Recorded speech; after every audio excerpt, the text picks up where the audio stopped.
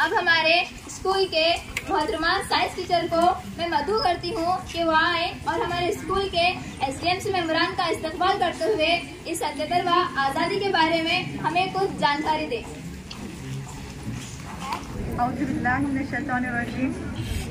बिस्मिल्लाहिर्रहमानिर्रहीम। आज यौम आज़ादी के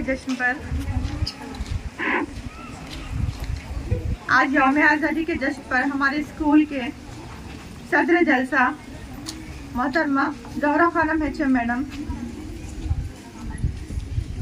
SDMC अध्यक्ष Shrimati Hayatunnisa madam, SDMC vice president Ladle साहब और तमाम SDMC मेंबरान, अकरम मोमिन sir all sport, Haja Pasha sir RK consultation and Nasruddin sir youth leader Congress party, और यहाँ पर पिछले साल के स्टूडेंट के पेरेंट्स भी यहाँ पर आए हुए हैं, उनका भी, और यहाँ पर हमारे लास्ट ईयर और इससे बिफोर लास्ट ईयर के तलबा भी यहाँ पर आए हुए हैं। इनका तमाम आज की यौम आज़ादी के इस जश्न पर मैं हमारे HM मैडम की जानिब से और हम तमाम स्टाफ की जानिब से हमारे government Urdu high school celebrate में मैं आपका दिली खैर मकदम करती हूँ।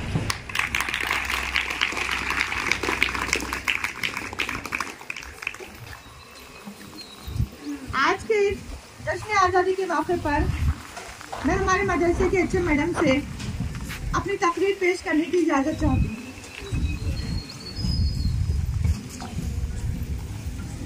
सबसे पहले मैं आप तमाम को 77वीं यानी 77 इंडिपेंडेंस डे की बहुत बहुत मुबारकबाद पेश करती हूँ। आज 15 अगस्त को हम 1945 ईस्वी को हमारा मुल्क हिंदुस्तान आज़ाद हुआ।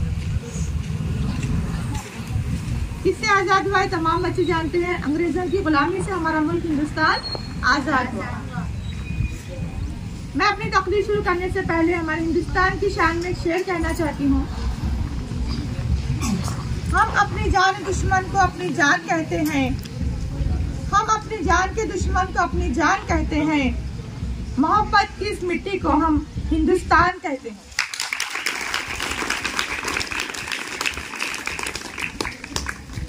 अंग्रेजों ने हिंदुस्तान को लगभग 200 साल तक गुलाम बनाए रखा।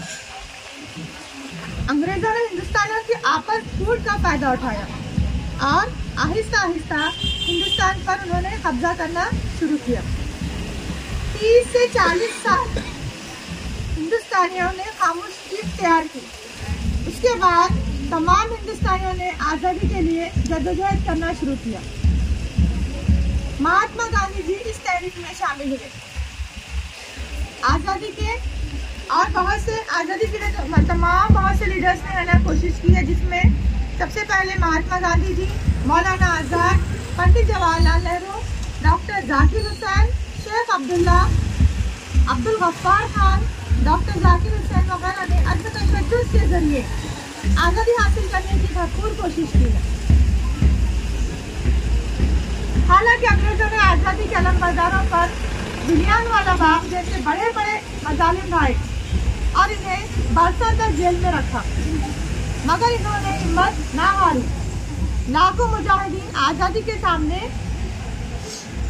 अंग्रेजों को घुटने टेकने पड़े और इन्हें 15 अगस्त 1947 को हिंदुस्तान छोड़कर अपने मुल्क जाना पड़ा।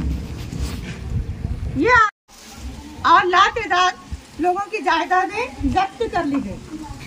हमें शहीदान वतन को कभी भी भूलना नहीं चाहिए, उनकी कुर्बानियों को ऐसे ही रायगान जाने देना नहीं चाहिए।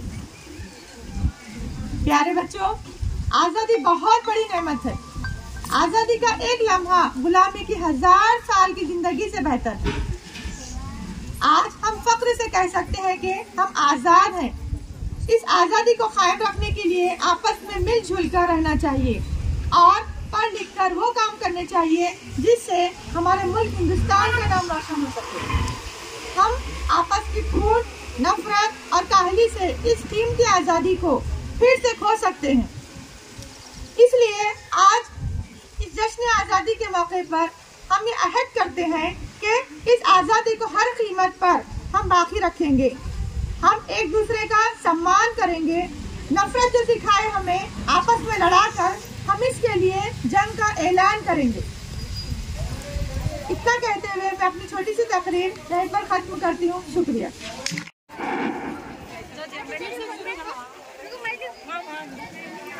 मिलेगी मंजिले मकसूद हम ये ईमान रखते हैं। मिलेगी मंजिले मकसूद हम ये ईमान रखते हैं। हम अपनी रहनुमाई के लिए कुरान रखते हैं। वफादारी वतन से हो यही इस्लाम कहता है। वफादारी वतन से हो यही इस्लाम कहता है। हम दिल के हर गोशे में हिंदुस्तान रखते हैं। जय हिंद, जय कर्नाटक।